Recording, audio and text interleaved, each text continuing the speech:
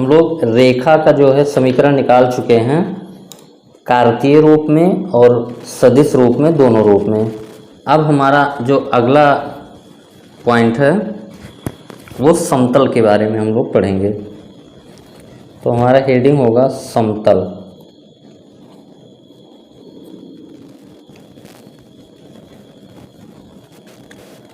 Plane.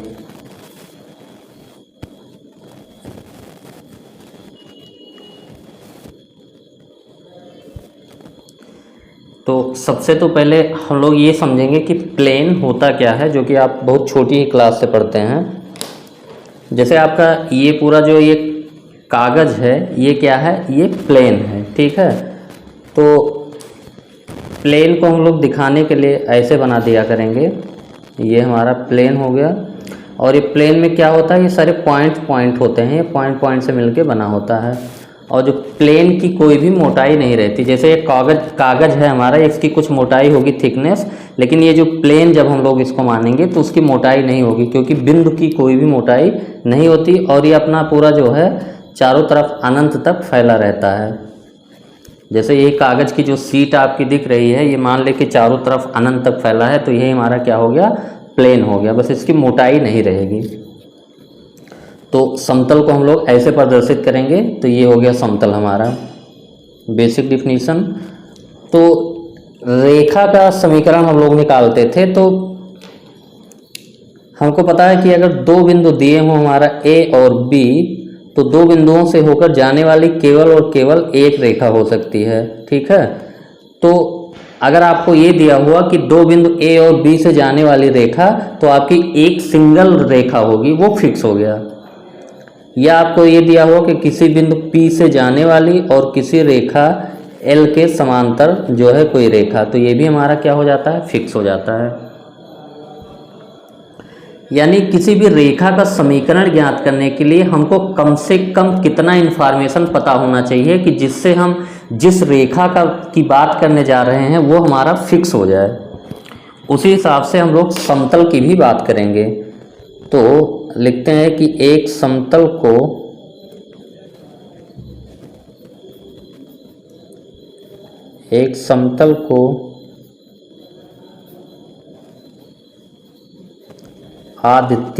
Aditya का मतलब होता है कि जिस समतल की आप बात कर रहे हैं वही समतल हो, जिसको आप बताना चाहें वही, यूनिक कोई दूसरा ना हो। एक समतल को आदित्य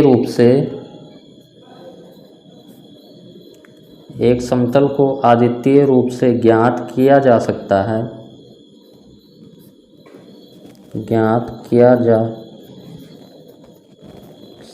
है यदि निम्न में से कोई एक शर्त ज्ञात हो।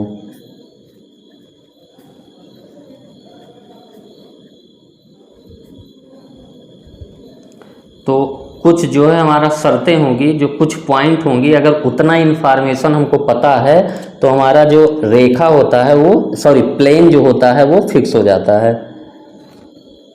जो पहला इन्फॉर्मेशन हमारा है कि क्या कितनी चीज़ें पता होनी चाहिए, तो हमारा प्लेन जो है आइडेंटिफाई हो जाता है। तो पहला पॉइंट है,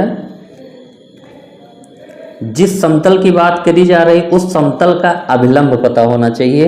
यानी समतल का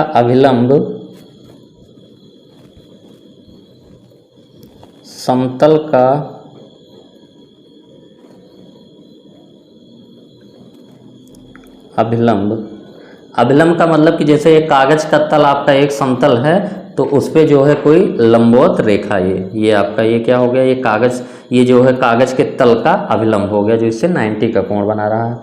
तो अब ये जो रेखा है आपका, ये जो कागज के तल के ऊपर जो हथेली वाला प्लेन है उस पर भी लंब होगा, बहुत सारे प्लेन हैं, तो केवल अभिलंब से बात नहीं बनेगी। तो हम लोगों को क्या पता होना चाहिए, कुछ और पता होना चाहिए, समतल का अभिलंब और मूल बिंदु से समतल की दूरी, और मूल बिंदु से समतल की दूरी, मूल बिंदु से समतल की दूरी ज्ञात है। तो अगर ये 2 पॉइंट आपका पता है कि अभिलंब पता होना चाहिए जिस तल की आप बात कर रहे हैं, और जो जहाँ पे आपने एक्स वाई जेड अक्षों का सिस्टम माना है मूल बिंदु से, वहाँ से उसकी दूरी पता होनी चाहिए, तो आपका जो है समतल फिक्स हो जाता है। और इसको हम लोग बोलते हैं अभिलंब रूप में समतल का समीकरण, इसको हम लोग बोलते हैं, अर्थात अभिलंब रूप में समतल का समीकरण।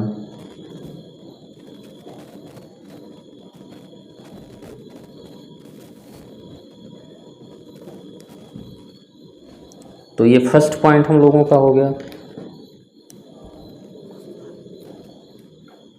दूसरी कितनी इंफॉर्मेशन होना चाहिए जिससे हम लोग कह पाएँ कि वो समतल फिक्स हो गया? यह एक बिंदु से गुजरता है, यह एक बिंदु से गुजरता है और दी गई दिशा के लंबवत है, और दी गई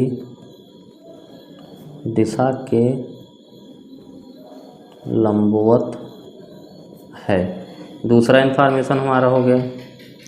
तीसरा इंफॉर्मेशन क्या होना चाहिए कि यह दिए गए 3 असंरेख बिंदुओं से गुजरता है, यह दिए गए 3 असंरेख बिंदुओं से गुजरता है। तो इन तीनों स्थितियों में हम लोग अलग अलग जो है समीकरण निकालेंगे समतल का। समतल का समीकरण हम लोग देखेंगे तीनों स्थितियों में। तो सबसे पहला जो हमारा आता है पहली स्थिति में कि जब समतल का अभिलंब और मूल बिंदु से समतल की दूरी ज्ञात हो, तो इसको हम लोग बोलते हैं अभिलंब रूप में समतल का समीकरण। तो वही हम लोग निकालेंगे, अभिलंब रूप में समतल का समीकरण। हमारा हेडिंग क्या होने जा रहा है? अभिलंब रूप में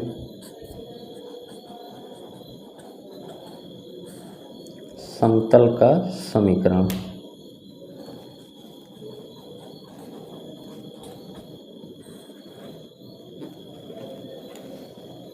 equation of a plane in normal form.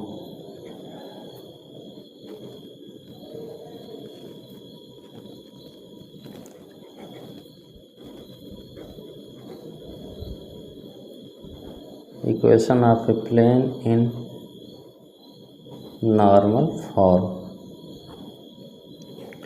तो इसमें हमारा जो है तल, जिस तल का आपको समीकरण ज्ञात करना है उस तल का मूल बिंदु से आपकी दूरी पता रहेगी और उस तल पे जो है अभिलंब भी पता रहेगा।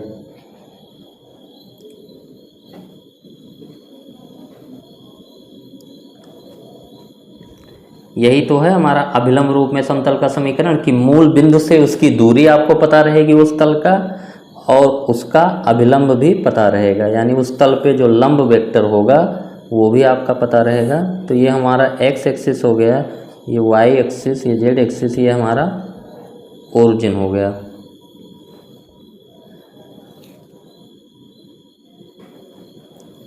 अब हम लोग यहाँ पे कोई तल अपना बनाते हैं, कोई प्लेन है, ये इस प्लेन का इक्वेशन हमको लिखना है, और इस प्लेन की जो दूरी है, लंबवत दूरी, किसी बिंदु से किसी तल की जो दूरी होगी वो लंबवत दूरी ही होती है। दूरी का मतलब लंबवत दूरी ही। तो ये वो बिंदु है, ये एन बिंदु है, ये हमारा जो दूरी ओ एन है ये हमको पता है, ये दूरी हमारा है डी। दूरी आपका ये दिया है कि तल की जो है लंबवत दूरी ओरिजिन से डी है।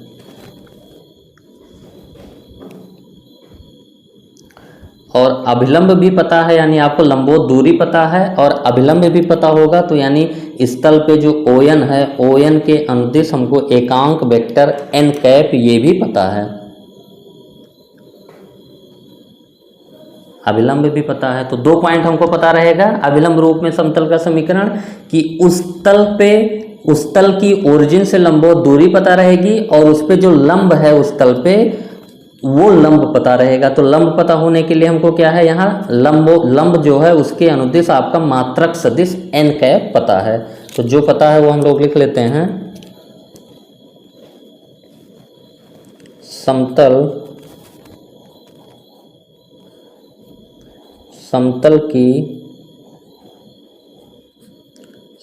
की मूल बिंदु से दूरी d है। समतल की मूल बिंदु से दूरी d है तथा अगर वेक्टर फॉर्म में हम लोग बात करें तो तथा ON वेक्टर मूल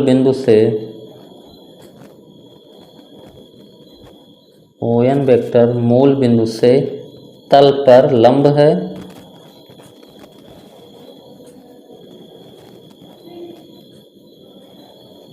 तथा ON वेक्टर के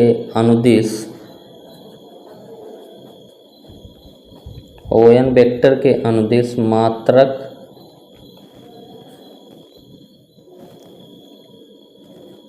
अभिलंब सदिश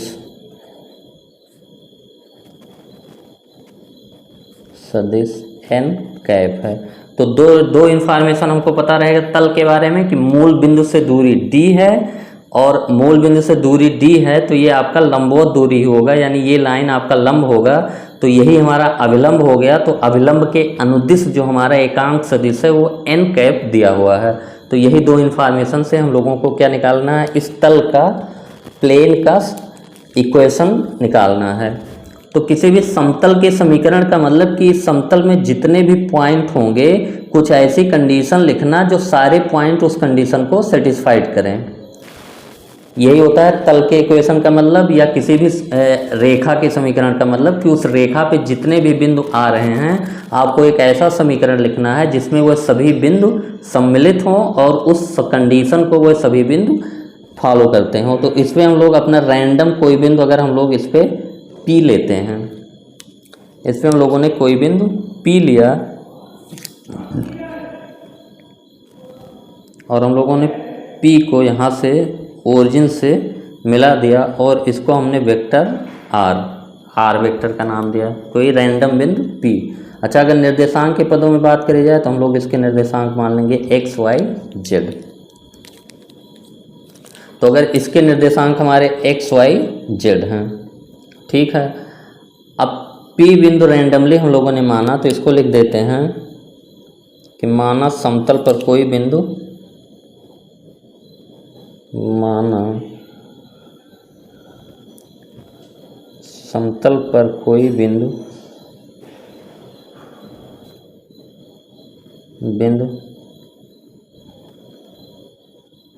P है तथा P की स्थित सदिश वेक्टर R है।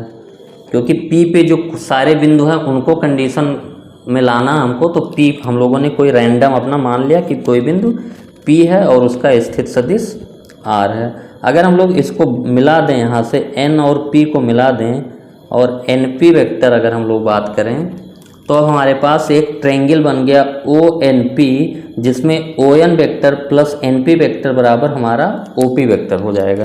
क्योंकि देखिए ये हमारा ON वेक्टर है तो ON वेक्टर के आपके अंतिम बिंदु पे NP वेक्टर का प्रारंभिक बिंदु है, तो इन दोनों का योग हो जाएगा पहले वेक्टर के प्रारंभिक बिंदु से दूसरे वेक्टर का अंतिम बिंदु, यानी ON vector plus NP vector equal to हमारा OP वेक्टर हो जाएगा।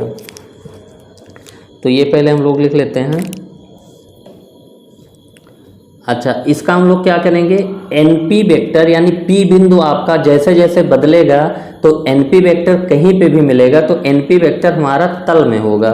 जिस तल का इक्वेशन निकालना है हमारा उसी तल में होगा, और जो अभिलंब होगा वो उस वेक्टर के हमेशा लंब होगा।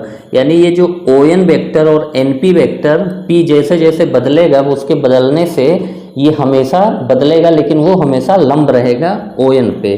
तो हम लोग इसमें एक लाइन लिख सकते हैं कि ओ पी वेक्टर जो हमारा होगा, O P sorry O P नहीं, ओ एन वेक्टर हमारा क्या होगा, एन पी पे लंब होगा। O N vector N P vector पर लंब है। ओ एन वेक्टर आपका क्या है, O N vector N P vector पर लंब होगा, क्योंकि आप प्लेन में पी कहीं पे भी, अगर पी यहाँ हो गया तो एन पी वेक्टर ये होगा, वो हमारा तल में होगा, वो समतल में होगा, और ओ एन अभिलंब है तो दोनों लंब होंगे। तो अब हम लोग क्या करेंगे, इसका जो है O N plus N P हम लोग कहेंगे त्रिभुज ओ एन पी में O N vector plus N P vector equal to आपका हो जाएगा ओ पी वेक्टर, और ओ एन वेक्टर को हम लोग क्या लिख सकते हैं, ओ एन वेक्टर की दिशा में एकांक सदिश हमारा एन कैप है, और ओ एन लेंथ हमारा क्या है, डी है, तो इसको डी इंटू एन कैप लिख सकते हैं। तो ओ एन वेक्टर की जगह D into N cap plus N P vector equal to O P vector हमारा क्या है, आर है। तो यहाँ से हमारा जो एन पी वेक्टर हो गया वो R vector minus D into N cap. अब ओ एन एन पी पे लंब है, तो दो वेक्टर अगर लंब होते हैं तो उनका डॉट प्रोडक्ट जीरो होता है, क्योंकि डॉट प्रोडक्ट हमारा डिफाइन होता है A dot B equal to mod A mod B cos theta, और थीटा की वैल्यू जब 90 होगी तो ए डॉट बी कॉस 90 की वैल्यू जीरो। तो ओ एन एन पी पे लंब है, तो O N dot N P equal to zero. क्यों? क्योंकि हमको पता है कि ओ एन लंब एन पी, दो वेक्टर अगर लंब होते हैं तो उनका डॉट प्रोडक्ट जीरो होता है, क्योंकि A dot B equal to हमारा डिफाइन होता है mod A mod B cos theta. अगर थीटा की वैल्यू आप 90 डिग्री रख दें तो A dot B equal to mod A mod B cos 90, और कॉस 90 की वैल्यू जीरो हो जाएगी, तो A dot B equal to zero. अगर दो वेक्टर के बीच का एंगल 90 है तो उनका डॉट प्रोडक्ट जीरो होगा। तो ओ एन वेक्टर हमारा क्या है, d into N cap, n P vector हमारा क्या है, r minus D into N cap का dot product equal to zero. इसी को हम लोग थोड़ा सा और सॉल्व कर लेते हैं। क्या मिला हम लोगों को कि d into N cap dot product किसके साथ, r minus D into N cap equal to zero. अब डॉट प्रोडक्ट हमारा डिस्ट्रीब्यूट हो जाएगा, तो d into N cap dot r vector minus d into N cap dot d into N cap equal to zero. तो d into N cap dot are minus D into d, d square हो गया, और ये n cap into N cap equal to zero. और किसी vector का उसी vector के साथ डॉट प्रोडक्ट की वैल्यू क्या होगी, मॉड एन कैप का मॉड 1 है, और एन कैप और एन कैप के मैग्नीट्यूड की वैल्यू 1 होगी, तो ये होगा mod of N cap cos of 0 degree. तो इसकी वैल्यू 1, इसकी वैल्यू 1, cos 0 की वैल्यू 1, तो N cap dot N cap की वैल्यू हमारी 1 हो गई। तो यहाँ पे हम लोग रखें तो d यहाँ भी है, d यहाँ कॉमन कर लें हम लोग, तो ये हमारा क्या होगा, N cap dot are minus D into 1 equal to zero. ये डी उधर गया तो जीरो बटा डी जीरो हो गया, तो N cap dot are minus D equal to zero. और इसको हम लोग लिखते हैं एन कैप इंटू आर है, या इसको उल्टा करके लिख दें R dot N cap equal to D, क्योंकि हमको पता है कि A dot B equal to B dot A होता है, तो आपका एन डॉट आर कैप लिखा, R dot N equal to D. ये हमारा फाइनली तल का समीकरण आ गया, R dot N cap equal to D. ये कौन से तल का समीकरण है? जिसका अभिलंब की दिशा में एकांक सदिश हमारा, इसको पूरा लिख देते हैं यहाँ पे,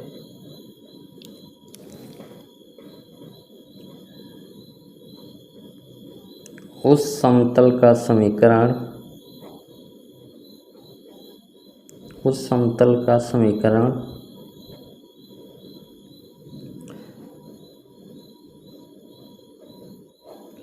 जिसकी मूल बिंदु से दूरी d है, जिसकी मूल बिंदु से दूरी, मूल बिंदु से दूरी d है और अभिलंब की दिशा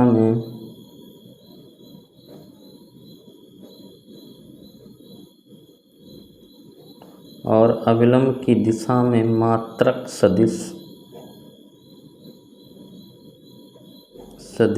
n कैप है।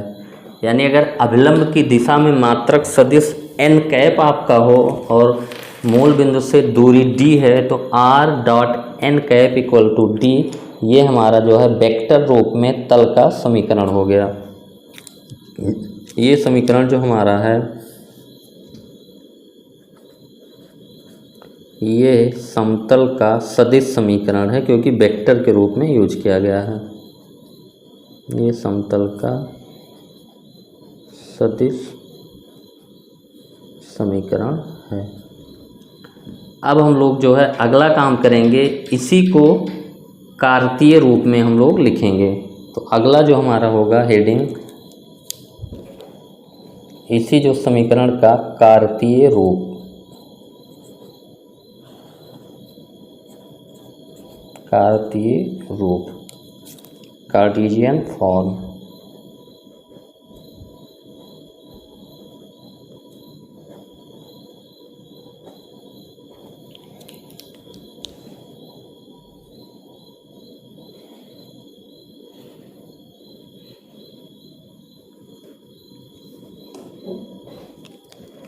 तो कार्तीय रूप में हम लोगों को पता है कि हम लोग निर्देशांक का यूज करते हैं और सदिश रूप में हम लोग वेक्टर का यूज कर लेते हैं।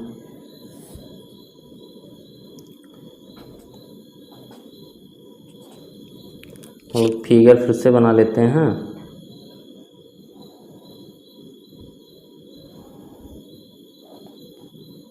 ये हमारा तल हो गया, ये n बिंदु हो गया, जो दूरी हमारी पता है d है, ये O हो गया, और इसमें हम लोगों ने रैंडमली कोई बिंदु P लिया था जिसका निर्देशांक x, y, z, और ये हम लोगों ने n और p को मिलाया था। तो सदिश समीकरण हमारा है r dot n cap equal to d।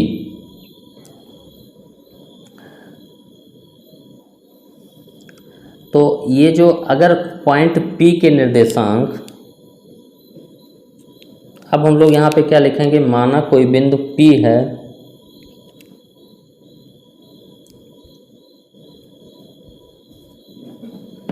हम लोग क्या लिखेंगे, माना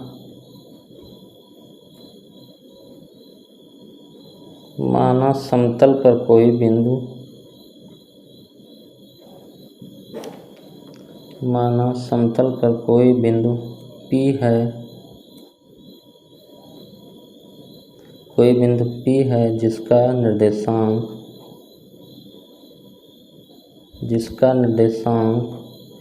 x, y, z है। तो अगर हम लोग निर्देशांक के पदों में बात करेंगे तो हम लोग मान लिया कि निर्देशांक x, y, z है, तो जो OP वेक्टर हमारा हो जाएगा उसी को हम लोग वेक्टर r लिखे थे पुराने फार्मूला में। तो r वेक्टर को हम लोग लिखेंगे, किसी बिंदु का निर्देशांक अगर x, y, z है तो उस बिंदु का स्थित सदिश हो जाता है xi plus yj plus zk। तो ये हमारा हो गया निर्देशांक और इसके दिशा में एकांक वेक्टर हमको n कैप पता था वहाँ पे, और यहाँ पे जो है हमको पता रहेगा माना कि दिक कोसाइन पता है। तो मान लीजिए माना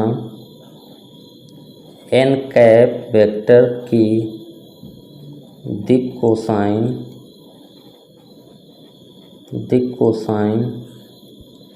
LM n है।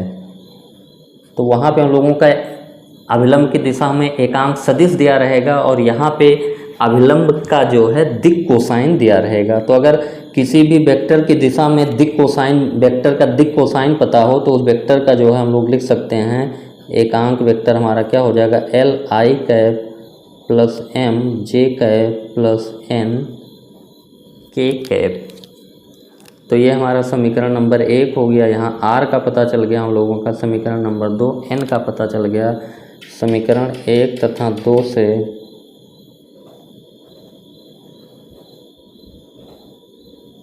से R तथा N कैप का मान R dot N cap equal to D में रखने पर, R dot N equal to D में हम लोग रखेंगे, वैल्यू पुट करें हम लोग, तो R की वैल्यू हमारा XI plus YJ plus ZK dot N cap हमारा है LI plus MJ plus NK equal to D। अब डॉट प्रोडक्ट के लिए हम लोग I वाले का I से गुणा करते हैं, तो LX हो गया क्योंकि यहाँ पे I का गुणांक L, यहाँ पे X plus MY plus NZ equal to D।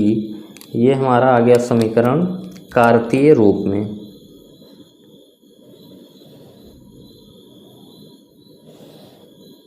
तो कार्तीय रूप में ये हमारा कौन सी रेखा का समीकरण है, ये समतल का कार्तीय समीकरण है।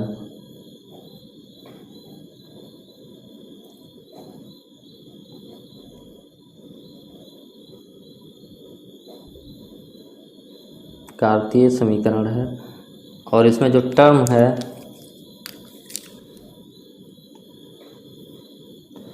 ये हमारा लिख लेंगे हम लोग उस समतल का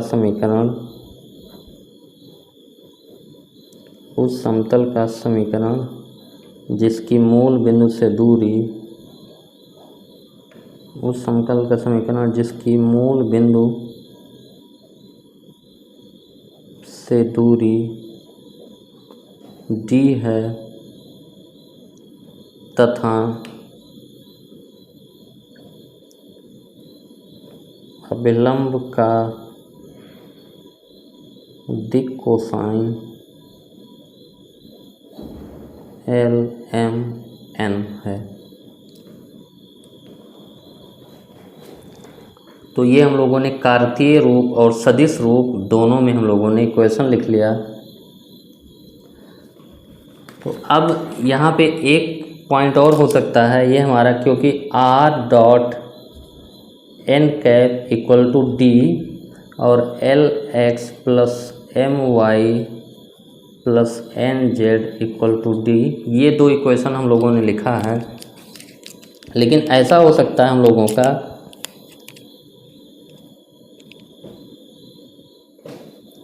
कि अगर हमारा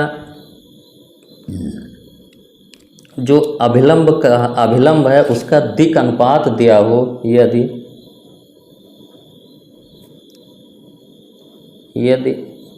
अभिलंब का दिक अनुपात ABC है, तब यानी जो अभिलंब हम लोगों का है उसका दिक अनुपात ABC दे दिया होगा। तो देखिए हम लोग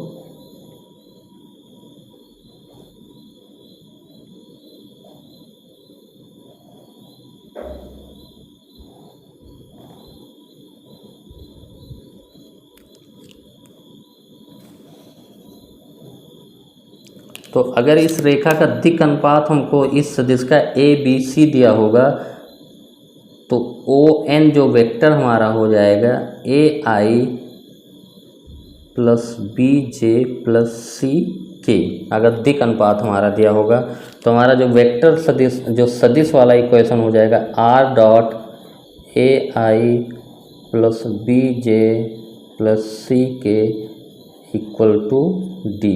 ये हमारा सदिश रूप वाला समीकरण तब ये हो जाएगा।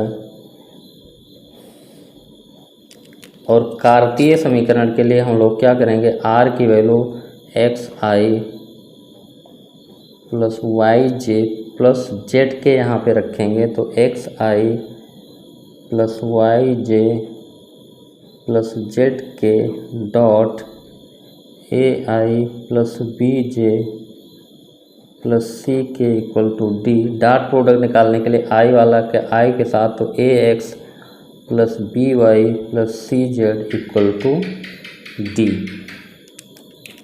तो ये हमारा समीकरण आ गया कि उस तल का समीकरण है जिसके अभिलंब का दिक् अनुपात ए बी सी है और मूल बिंदु से लंबवत दूरी डी है।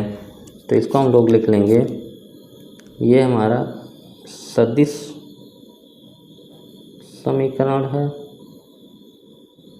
और ये हमारा कार्तीय समीकरण है।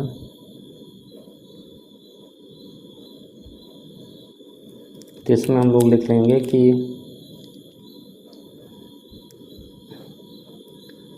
उस समतल का समीकरण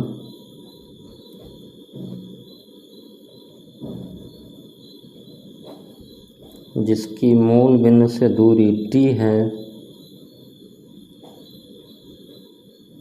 जिसकी मूल बिंदु से दूरी d है और अभिलंब का दिक् अनुपात ए बी सी है। तो ये हम लोगों ने जो पहला अपना है अभिलंब का समीकरण, ये हम लोगों ने लिख लिया। तो 4 फार्मूले हम लोगों को मिले हैं, तो चारों हम लोग जो है कंबाइन कर लेते हैं।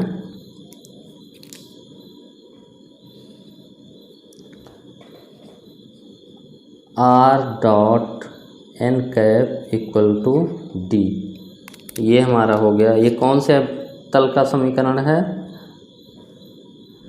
डी हमारा क्या है, समतल की मूल बिंदु से दूरी, समतल की मूल बिंदु से दूरी, डी हमारा समतल की मूल बिंदु से दूरी है और एन कैप हमारा क्या है, अभिलंब की दिशा में एकांक सदिश, अभिलंब की दिशा में मात्रक सदिश।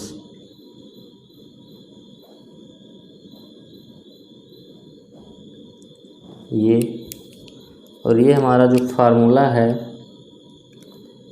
ये हमारा सदिश समीकरण है।